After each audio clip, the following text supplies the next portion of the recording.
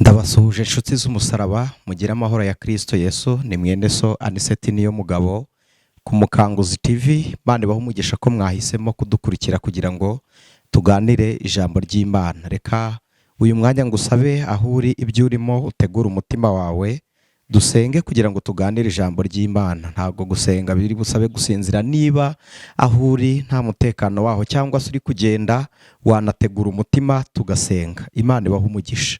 Mwami wacu Yesu Kristo, tugushimiye umwanya nk'uyu, tugushimiye igihe nk'iki uduhaye cyo kuba tukiriho duhumeka umwuka w'abazima kandi n'ubugingo bwacu ari buzima. Tuguhaye icyubahiro kubw'uburinzi bwawe bukomeye, uturinda tutazi ibyo uturinze kandi ukaturinda nyaguhora ku ngoma tutazi n'ibyo turimo rimwe na rimwe, ukadukiza kubwo gukiranuka kwawe.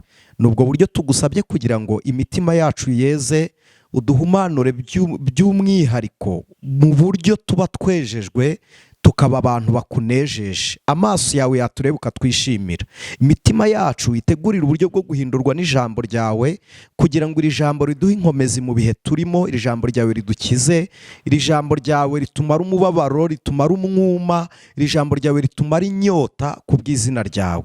Rero mpishurirwa kugira ngo buri muntu wese uteze amatwi Umukanguzi TV ntiyumve ibyo nshaka kumubwira, ahubwo yumve ibyo ushaka ko amenya kubw'ijambo ryawe. Bisenze nizeye kubwawe mwami wacu Yesu Kristo none iteka ryose, amen. Imana ibahe umugisha, ndabashimiye. Reka dusome ijambo ry'Imana. Turasoma igitabo cy'umugabo witwa Joshua. Turaza gusoma igitabo cya Yosuwa, ni igice cyaho cya 24. Turahera ku murongo waho wa 15. Igice cya 24 Joshua murongo waho wa 15. Haravuze ngo, kandi niba mutekereza ko ari bibi gukorera Uwiteka, uyu munsi mwitoranyirize uwo muzakorera. Niba ari izo mana ba sogokuruza bakoreraga zo hakurya ya rwa ruzi, cyangwa imana z'Abamori bene iki gihugu murimo, ariko njye n'inzu yanjye tuzakorera Uwiteka. Imana ishimwe. 16 turavuga ngo, abantu baramusubiza bati, kwimura Uwiteka ngo dukorere izindi mana biragatsindwa. Amen. Murongo wa 17 yaravuze ngo, kuko Uwiteka Imana yacu ariyo yadukuranye muri Egiputa na ba sogokuruza, ikatuvana mu nzu y'uburetwa, kandi igakora ibimenyetso bikomeye mu maso yacu, ikaturinda mu nzira yose no mu mahanga yose twanyuzemo.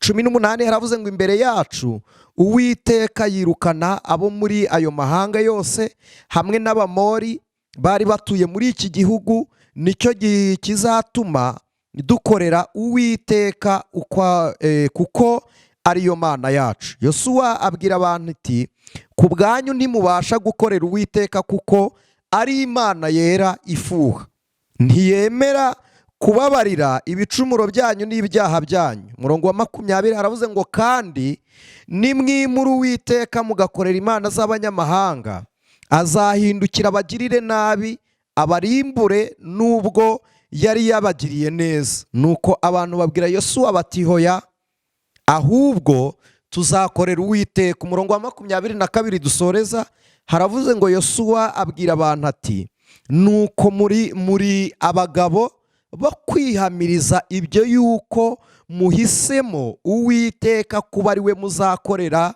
Nabo bati, turi abagabo b'ibyo. Mwakire neza iri jambo ku bwa Kristo Yesu. Bera b'Imana, uyu mugabo Joshua abantu benshi muramuzi.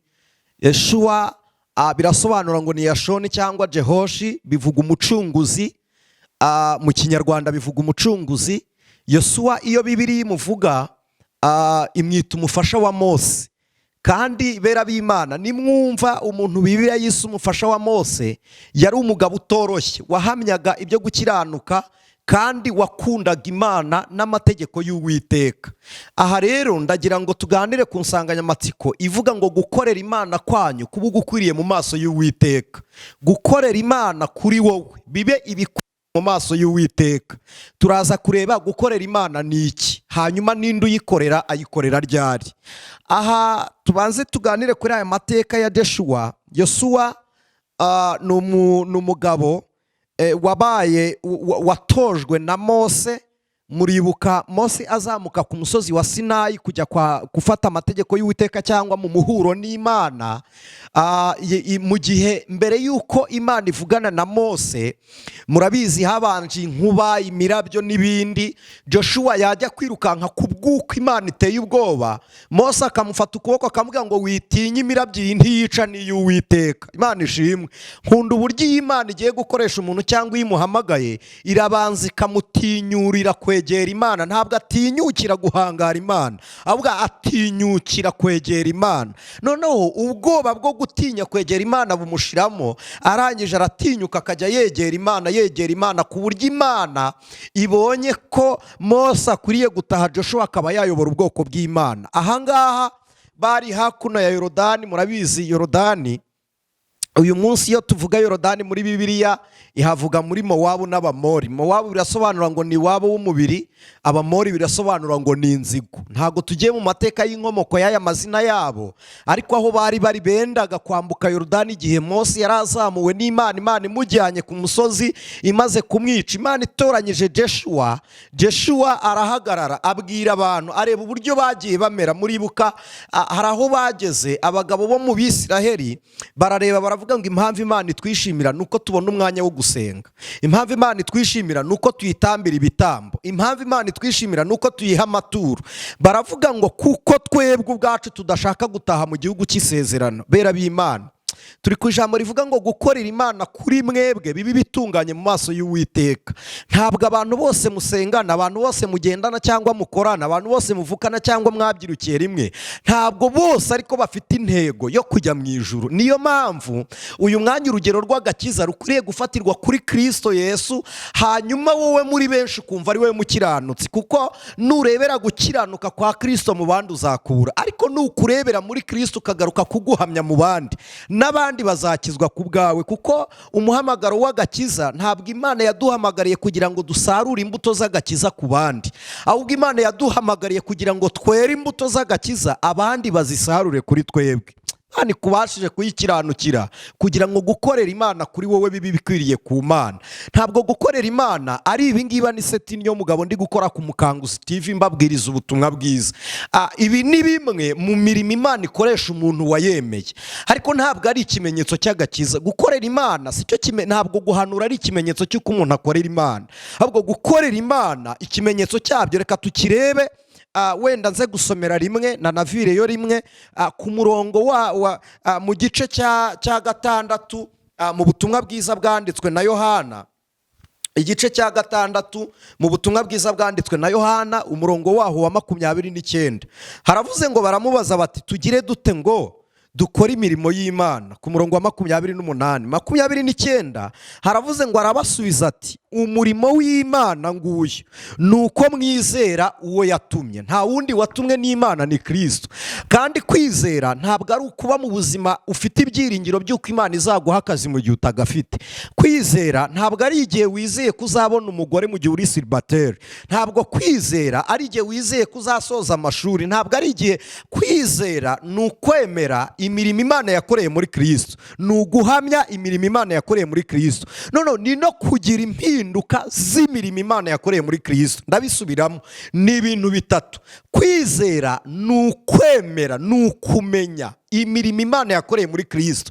Bwa mbere ukamenya ko yaje mu isi ku bwacu. Kabiri, yababajwe kugira ngo umubabaro twebwe abo yapfiriye done bone esardrai, Imana ishimwe, kugira ngo uwo mubabaro awuhindure ibitwenge, umunezero muri Kristo tuwufata. Yaduhaye ingurane z'ubuzima bwejejwe, atwara ubwacu bwari bukiraniwe. Imana ihimbazwe. Ibyo kubyemera biguhesha kubihamya. Iyo uhamije ko yapfuye ku bwawe akazuka kugira ngo ubeho, akicara iburyo bw'Imana ngo tuzabaneyo nawe, Imana ishimwe, noneho akaba ari w'iteka ryose ngo tuzaramire mu bugingo bushya kandi buhoraho iteka ryose. Ibyo ukabihamya ukabibwira abandi. Noneho icya gatatu cya nyuma ni ukugira impinduka z'iyo mirimo Imana yakoreye muri Kristo, kuko agakiza si ukukavuga, ahubwo agakiza ni ukugaragarira muri wowe. Rero kagaragarira mu mirimo yako kuko ko karakora. Agakiza ntigatuza. Agakiza iyo kageze mu muntu karabyara. iyo kageze mu muntu kamuha ingendo imvugo, akagakiza karagenda kagakureyetinga ibintu birenze umuco. Agakiza gakora ibirenze umuco, gakora ibirenze disipurine, gakora ibirenze imyitwarire yawe, gakora ibirenze ubunyangamugayo, gakora ibirenze kuba ngeso nziza. Agakiza gakora ibirenze ibyo ngibyo. Gukorera Imana rero ni ukwizera uwo yatumye, kwizera Kristo. Bana ishimwe, aravuze ngo niwo murimo w'Imana, kwizera uwo yatumye. Imana ihabwa icyubahiro. Ngaruke, Joshua ahamagarwa n'Imana mu gihe Mose atanze. Aho ntabwo matinda, wenda tuzagenda tuganira, Imana izajya iduha umwanya wo kuvuga kuri ibyo, ariko reka tuganire kuri iri jambo ry'Imana nk'uko Imana irimpaye. Icyo nshaka kuvuga ni iki: Mose ninde, Joshua ninde? Mose birasobanura ngo ni uwarohowe. Murabizi ku izina Mose abyarwa ntabwo nyina yabonye umwanya wo kumwita izina. Yamubyaye mu gihe cy'amakuba n'akaga n'ingorane zo kwica abana b'abahungu kwa Farawo. Ntiyamwita izina, aramubwira ngo n'ubundi uriho utariho, ushobora gupfa. Amuha Miriyamu, aramubwira ngo genda umucunge. Bamushyira mu kato, bamushyira mu rufunzo mu mazi yo muri Egiputa. Abwira Miriyamu mushiki wa Mose mukuru, aramubwira ngo genda umucunge, narira ujye umbwira nze nose niba mujyana tuzamenye ngo yarapfuye cyangwa se aracyariho. Baramucunga. Umukobwa wa Farawo akimubona aramujyana, amwita Mose, bisobanuye ngo nuwo ndohowe, ni njyewe umurohoye. Nicyo Mose bisobanura. Mu ruhande rero rw'imirimo Mose yakoraga, yari ahagarariye isezerano rya kera mu buryo bw'amategeko. Joshua ahagarariye isezerano rishya mu buryo bw'ubucunguzi, kuko Mose ahagarariye amategeko, Joshua akaba ahagarariye ubucunguzi. Ndabisobanura. Mose nimusoma muribuka igihe Eliya na Mose babonekera Yesu ku musozi wa Elayono. Iki gihe babonekera Yesu ku musozi wa Elayono, Petero abwira Yesu ngo reka duce ingando, imwe ibe iya Eliya, indi ibe iya Mose, indi ibe iyawe. Nkunda ahantu Petero yagize ihishurirwa ry'igice ryo kuba mu ngando Yesu arimo ariho Petero azaba. Ariko impamvu uvuze ngo ni iry'igice ni uko Yesu yarebaga ikindi gihugu bavuyemo, aho kugira ngo Petero abwire Yesu ngo reka tujyane aho aba bagabo beza baturutse, washaka ngo bagumane aho we ari. Nicyo kibazo ubundi yagize. Ariko Mose yaraje mu izina ry'amategeko, Eliya aje mu izina ry'ubuhanuzi. Byari bisobanuye ngo icyo amategeko yavuze gisohoye kuri Kristo. Pawulo yabibwiye Abagalatiya, yarababwiye ngo amategeko wari umushorera utugeza kuri Yesu. Bivuze ngo amategeko amaze kutugeza kuri Yesu, yaturekeye Kristo, ntitukigengwa n'amategeko. Hanyuma Eliya yaraje kuvuga ngo ibyo nahanuye. Nimusoma Matayo 12 je pense icyo gice, Yesu yarabihamije avuga ngo nta wabyawe n'umugore n'umwe uruta Yohana Umubatiza. Aravuga ngo niba mushaka kubyemera, niwe Eliya wahanuwe ko azaza. Mu yandi magambo baravuga ngo kandi abahanuzi, yaravuze ngo ubwami bw'Imana buratwaranirwa, intwarane zibugishamo imbaraga. Aravuga ngo avuga amagambo menshi ngo abahanuzi n'ibyo bahanura ngo byose byasohoye muri icyo gihe cya Yohana Umubatiza. Mu yandi magambo impamvu bisohoye si uko abahanuzi batazongera guhanura, ahubwo ni uko ihererekanya bubasha ryakorewe muri Eliya riraje risohora muri Yohana. Muribuka umubatizo wa Yohana ko yabatirijwe muri kwa guhoberana kwa Elizabeth na Mariya, umwana asimbuka mu nda Yohana yarabatijwe. Kubatiza Yesu rero nuko Yohana yabatijwe umubatizo w'umwuka wera, yimikwa kubatiza umubiri n'umubatizo w'umubiri. Rero Kristo Yesu yemera umubatizo wa Yohana kugira ngo asohoze gukiranuka kose. Bani bahumugisha. Reka mve muri ayo mateka ajya kure. Joshua impamvu asobanura umucunguzi, hari abantu benshi nkunda kubibabwira, mujye munyihanganira, teoloji ituruka mu Bwongereza hari ibyiciro itagiye ivugaho, bagenda bavuga ngo amakosa Joshua atakoze ngo ntabwo yigeze atoza ngo umuntu uzamusimbura. Ariko umuntu uzamusimbura, Mose ntabwo yigeze atoza Joshua nkaho ari ushaka ko azamusimbura, ahubwo Imana yaramubwiye ngo niwe mufasha. Niba bibwiwe n'Imana, Joshua we ntiyigeze abwirwa n'Imana wazatrayininga kugira ngo asigare mu cyuho, ahubwo yarindiriye ijwi ry'Uwiteka. Ahubwo yesheke Joshua yakoze nuko yibagiwe Kalebu aza kwiyibutsa. Aha hantu mwakibaza ngo bisobanura iki? Muribuka ijambo Imana ivuga, iravuga ngo mwabibutse Uwiteka mwe. ntimugahweme. Imana irabivuga ngo nkunda abankunda kandi abashakana umwete nibo bazambona. ni iki gituma Imana ikunda abayikunda kandi ari rwo rukundo? ni uko urukundo rwayo ruyiteye gukundwa, noneho rukatumenyesha urukundo tutaranarugira, bikadutera kurugira tugakunda Imana. noneho kabiri, kwibutsa Imana ntijya yibagirwa. ni iki gituma tuyibutsa? ibereyeho izi byose. kuyibutsa ni ukugira ngo imirimo Imana idukorera habonekemo ubusabe bwacu, nibikora kuko twabisabye tuzayubaha kuko tubikura kuri yo. nicyo cyatumye Kareba agaruka, kuko iyo bamuha isezerano ntiyajyaga guha agaciro ko ari uwo mu mahanga, yari umunyegiputa w'umukenazi, ariko ahabwa isezerano ajya no kurirwanira, kandi igihugu bari baratsinze, hari n'izindi ngabo, baramureka ajya kurwanira isezerano. niyo mpamvu nawe ntakwemereye kwicara, mama sinkwemereye kureka urugo rwawe, ntabwo nkwemereye mushiki wanjye gutakaza ibyo, sinkwemereye kureka aka kazi, ntabwo nkwemereye kurekura uyu muryango, ntabwo mbikwemereye. turabiburanye ku bwa Kristo watsinze byose. Imana ishimwe. Imana iguha umunezero wawe, sinkwemereye guhora urira. si ibyo Imana yakuremeye. ntabwo yakuremeye agahinda n'umubabaro bihoraho, ntabwo yakuremeye ubwo burwayi budashira. oya, burana gakondo yawe. Imana yaravuze ngo abibutse Uwiteka ntimugacogore. Bibiliya ivuze iki? iravuze ngo Joshua ararahira bari mu gihugu cy'Abamori, cy'abanyamahanga. Bonesa Edrayi, irahira indahiro, Imana igirane nawe isezerano ryera. Imana ishimwe. Joshua ararahira aravuga ngo njyewe n'inzu yanjye, Poliamonda Zayi Edrayi, njyewe n'inzu yanjye tuzakorera Uwiteka. bera b'Imana, mu kazi urimo Imana iguhindura umukozi wayo. hari abantu bakritika kubwo kutemera ubutumwa bwiza, bakavuga ngo si abakozi, ngo si iki. nibyo, wiba umukozi w'umwana, ariko mu rugo rwase ugira imirimo ukora. ariko Pawulo yaravuze ngo twiheshe agaciro nk'abakozi b'Imana bagabura ibyayo. nutemera kuba umukozi ukaba umwana w'Imana, tsoke ntacyo bitwaye, ariko mu rugo rwa data agira icyo ukora. Imana ihabwa icyubahiro. Bibiliya itubwiye ibintu byinshi. reka ngaruke gatoya ntaza kudeviya. Mose impamvu ashushanya amategeko murabizi, ntabwo yigeze akandagira mu gihugu cy'isezerano, kuko amategeko ntiyigeze atwinjiza ahera. ntabwo yigeze atwinjiza ahera, ariko si uko yari ahumanye, yari abereyeho kugaragaza imirimo ihumanye y'abantu bakoraga. hanyuma Joshua niwe wambutse kuri Yorodani. Yorodani isobanura ibintu byinshi, ariko kimwe muri byo mbabwire ngo asobanura amazi y'ubugingo, kuko abavuye muri Isiraheli bose siko bambutse Yorodani. hari n'imiryango yasigaye hakurya ya Yorodani. abaririmbyi bo bajya bavuga ngo nitugera kuri Yorodani hazambuka intwari gusa. intwari zambukira muri rwa rubavu, muri rwa ruzi rwaturutse mu rubavu rwa Kristo Yesu. Imana ibaha umugisha. Joshua impamvu ashushanya Yesu, Joshua yahagaritse izuba. Yesu apfa, habaye ubwira kabiri izuba rirahagarara. Joshua yavumye Yeriko, Yesu avuma igiti cy'umutini. sindi buze kuvuga kuri iyi mirimo igenda ibahuza gusa, kandi Joshua yagiye arwanirira n'abanyamahanga. na Yesu aje ntabwo yemeye ko hinjira mu rubavu rwe abanyamasezerano gusa ku gihugu cya Isiraheli, ahubwo n'abanyamahanga nabo barinjiye, tubonera umukiro muri Kristo. kabiri, ku bwa Joshua nibwo Karebu w'umukenazi yarazwe gakondo aho bitaga Kiriyataruba.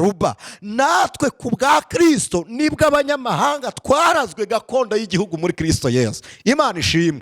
ku bwa Mose itegeko ryemerera ko wakoze neza wese aba arinzwe ibihano. ku bwa Mose yahawe isezerano, ariko ntiyahawe igihugu. iri sezerano byari gushoboka ko acogora nka ba Datani, Kora na Biramu ntagereyo, kuko itegeko ntiryatugezaga kuri Kristo nk'abakiranutsi, ryatugezagaho nk'abagiye gucirwa imanza. niyo mpamvu mujya musoma ijambo ry'Imana rivuga ngo urwandiko rw'imihango yaturegaga Kristo yarucishije kumanika umubiri we ku musaraba. nta rundi rwandiko rwaturegaga, ni urwandiko rw'ibyaha, ariko kandi ibyaha byagaragazwaga n'amategeko. ndagira ngo mbabwire iki: itegeko ribereyeho kugaragaza icyaha, hanyuma icyaha kikaberaho kuzana urupfu. Yesu waje ntabwo yaje kwerekana ibyaha, yaje kugira ngo bikurweho ndetse byose. kuko Bibiliya ivuga iki? iravuga ngo nta kindi cyatumye umwana w'Imana yerekanwa, ngo yerekaniwe gukuraho ibyaha by'abari mu isi. nkunda uyu murongo, Yohana 3:16, haravuga ngo kubera urukundo Imana yakunze abari mu isi.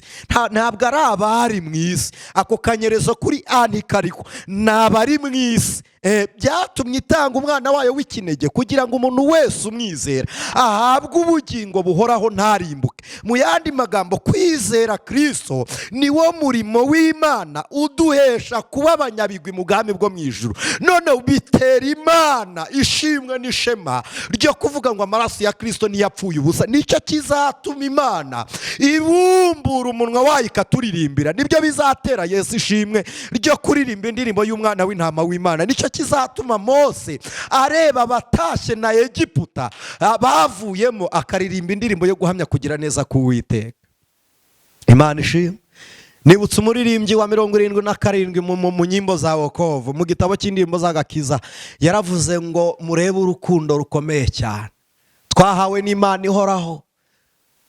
Aravuga ngo twahinduwe abana b'Imana ihoraho. Aravuga ngo dukwiye kubana amahoro. Avuga amagambo nkunda, aravuga ngo tuzanezerwa cyane mu ijuru, tuzaririmbana n'abera.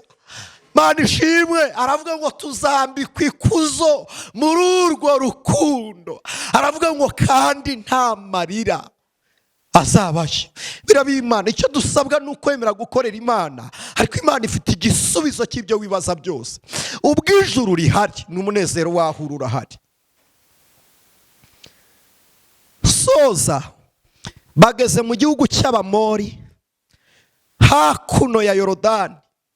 Imana ihamagara Joshua, iramubwira ngo ndagutoranyije. Nkunda gutoranya kw'Imana. Iyo igiye kuduhamagara iduhamagara tudafite ibikoresho by'umurimo, twamara kuyemerera twebwe ubwacu ikadukoresha tukaba ibikoresho bikora muri uwo murimo. Imana ishimwe. Iduhamagara dufite inenge ikadushoboza kugira ngo tube abatunganiye gukora uyu murimo, kandi iduhamagara tudashoboye ireba ko dushobotse gusa. Iyo dushobotse iradushoboza kugira ngo icyubahiro cyayo kititirirwa imirimo twebwe twakoze, ahubwo twebwe niki gituma Imana idukoresha. Ntabwo ari uko ari inyantege nke yitakikorera, idukoresha kugira ngo izatwambikire amakamba y'imirimo twakoze. Murumva, iratwangaje, igira engagement. Iyo iratwangaje kugira ngo mu murimo w'Imana tuzagira ibyo twitirirwa, ntigira ubugugu. Bibiliya iravuga ngo iyitanga ntiyishama. Ariko Mana, Imana ishimwe kubw'ubuntu bwayo. Mana uhimbazwe kubw'ineza yawe. Ubona kugira ngo ukorere Imana iraguhamagara ikaguha impano z'umwuka wera. Kugira ngo ukorere Imana yarabanje guha Kristo kugira ngo akumenyeshe ibyo kwizera. Nta na kimwe wakora kugira ngo uyikorere, ahubwo icyo usabwa ni ukuyemerera, ariko gutungana mu maso y'Imana ikagukoresha. Joshua amaze guhamagarwa areba Abisiraheli, aravuga ngo aba bagabo sinzabageza mu gihugu cy'isezerano. Ntangira nigeze nababwira ko bateye umubare, baravuga ngo nibadasenga bazagwa barakaza Imana bituma itabambutsa, nibadatamba ibitambo bazagwa barakaza Imana bituma itabambutsa, nibadatanga amaturo bazagwa barakaza Imana bituma itabambutsa. Batetse umutwe babwira Mose ngo duhe inyama. Muzi impamvu basabye Mose inyama? Ntabwo ari amerwe bafite, nta nubwo ari ubworo bafite, ahubwo bararebye baravuga ngo niturya inyama nta handi Mose azakura inyama azaduha. Azaduha mu ishyo twakuragamo ibitambo byo guha Imana. Imana nibura ibitambo izaturakarira bitume Mose atureka dukorera indi Mana. Kuko Joshua yabarebaga, yarazi umutima bafite wo gusubira inyuma. Bera b'Imana, muri kiri jambo ndibabwire, hari ibintu njya nirinda kubabariramo. Bwa mbere reka mbabwire bibiri. Sinjya nkunda kugira intambara mu idini, kuko umuntu udashoboye kumentena idini arimo aba adashobotse. Icyo nyikubwire ko uba udashobotse, kuko wahunga idini ariko isomo ryo mu isi wigishwa n'abanyedini warisanga ahandi. Kabiri, burya kugira ngo igihugu kinyirukeho nakirukamo, aho ngaho aho ndahirinda. Ikindi cya gatatu, aho kugira ngo njyewe mpunga Imana nayihungiraho. Kabone niyo naba ndi guhigwa nayo. Dawidi yigeze imuha ibihano bitatu, iramubwira ngo hitamo mugiga, inzara cyangwa kugwa mu maboko y'ababisha bawe. Aragenda agwa imbere y'Imana ariko utinyiyicira, wowe nunyica nta cyasha kizajya ku mugaragu wawe. Imana iramubwira ngo imbere yanjye nta uhagwa ahubwo barahakirira. Impamvu mbabwiye ibi ni iki? Joshua yarebye abagabo badashaka gutaha mu gihugu cy'isezerano, areba abantu badashaka gutanga ituro. Ibi bintu mbivugiye iki? abantu benshi ntimugitanga amaturo y'ibya cumi n'amaturo yandi kubera idini ryayakoresheje nabi, bibatera urubanza muri mwe. mugira ngo ituro ni iry'idini. Abakoresheje amaturo ibyo mwakoze, abafashe imirimo mwakoreye Imana nabi, nibo bazabibazwa, ariko wibazwa kutakomeje kuyikorera. Niba warakoze, wowe icyo usabwa ni ugukora uwo murimo, ntabwo usabwa gukurikirana uko byakoreshejwe, kuko ibyo ni imirimo y'abatambyi. umutambyi wakoze nawe azahanwa na Kristo, ariko wihanwa uzize kutatambye kandi wari gutamba. Rero aba Bisiraheli bari mu butayu baracogoye, banga no gutambira Imana, banga no gutanga ibitambo. Nabyo baravuga ngo niturya inyama, ibitambo by'Uwiteka bizabura, turakaza Imana, bitumaho kugira ngo iducyure twemera tugasenga ibindi bigirwamana. Kimwe mu bintu bigaragaza umukristo waguye, ntiyongera kwera imbuto z'agakiza. Icya kabiri, ntabwo ashobora gutanga ituro ry'icya cumi n'andi maturo. Ibi ndabibabwiye kuko iyo umuntu ari gutanga icya cumi, iyo umuntu ari gutanga ituro risanzwe mu bushobozi bw'ibifatika, aba ameze nk'umuntu wiyambura isi, kuko uri gufata ibifatika by'isi ukabikoresha mu murimo w'Imana. Icya kabiri, uba umeze nk'uri gushyira urufatiro mu byawe, ubwira Imana ngo ubwaha mpakora ngakora mu murimo wawe, nawe ngwino uhakore, kuko iyo ugiye mu by'Imana, Imana iza mu byawe. Rero iyo ufashe ituro ugakora mu murimo w'Imana, uba ufashe ibyawe ukabigira isoko yo kugira ngo Imana ijye ivubamo umugisha, wongere ugaruke, kuko n'evaporasi Imana ikura muri wa mugisha wayihaye, ikongera ikagabira muri wa mugisha kugira ngo uzajye uhora utanga. Ni donadone, ni donadone. Ibyo tubabwire, ikintu Imana yaduhaye ku buntu ni imbabazi n'agakiza, naho umugisha umuntu awubona yawukoreye. Imana ibaha umugisha. Yeshuwa arebye ubu bwoko burakaje Imana atya, Mose apfuye, Yeshuwa aravuga ngo nimuze hano, abashyira imbere ya Yorodani mu gihugu cy'Abamori, afata umuryango we, Imana ishimwe, Imana ishimwe, aravuga ngo Bisiraheli, mwebwe mushaka gusubira mu gihugu cy'amahanga, nimusubireyo. Mwe mushaka gukorera imana z'amahanga, nimugende, aho kugira ngo mugendane natwe mutuvuna, aho kugira ngo dusengane mufite izindi mana mwimitse. Imana idufashe, Imana idufashe, aho kugira ngo dukorane umurimo mufite Imana mwimitse, aho kugira ngo tujyane mu nzira muduteze umuraba umeze nk'uwa Yona. Abashaka gusubirayo ntitubarwanya, ntitubica, musubirireyo hano. Bamurebye aravuga uti mwene Nuni aravuga iki? Ubu mwene Nuni ari kuvuga iki? Bareba Yorodani yuzuye bakagira ngo aracogoye, yatinye ko Yorodani batazayambuka. Kumbi wararebye aravuze ngo ubwo Yorodani yuzuye mu gihe cy'isarura, ntabwo twayambuka tugifite uruvange. Nkunda Imana yahaye Yakobo umugisha ari uko amanje gusenda inshoreke. Mwera bene data, mbere y'uko usenga, senda inshoreke ziguteranya n'Imana. Banza usunike maraya kandi uzihamirize imbere y'Imana, Imana ibone kuje imbere y'Imana. Ubanje kubwira maraya uti ndakijijwe, ndacunguwe, ndumva agakiza kanyatsemo, ndumva afite umuriro w'umwuka wera. Musigare ku ruhande, gira imirimo wiyambura. Iyo mirimo y'urugomo, iryo ruba ry'ubusambanyi n'irari ryazo, ryiyambure gukorera Imana kwanyu, kubugukwiriye, bibi bitunganye mu maso y'Imana. Imana igushoboze, ijambo ry'Imana rikubashishe. Kristo ushoboza abanyantege nkeya, nawe agukoreshe, agukoreremo imirimo ituma impinduka z'agakiza zikugaragara. Abisiraheli baramureba, baramubwira ngo uvuze amagambo akomeye. Baramubwira ngo ntabwo tuzakorera imana z'abanyamahanga. Ndashoje.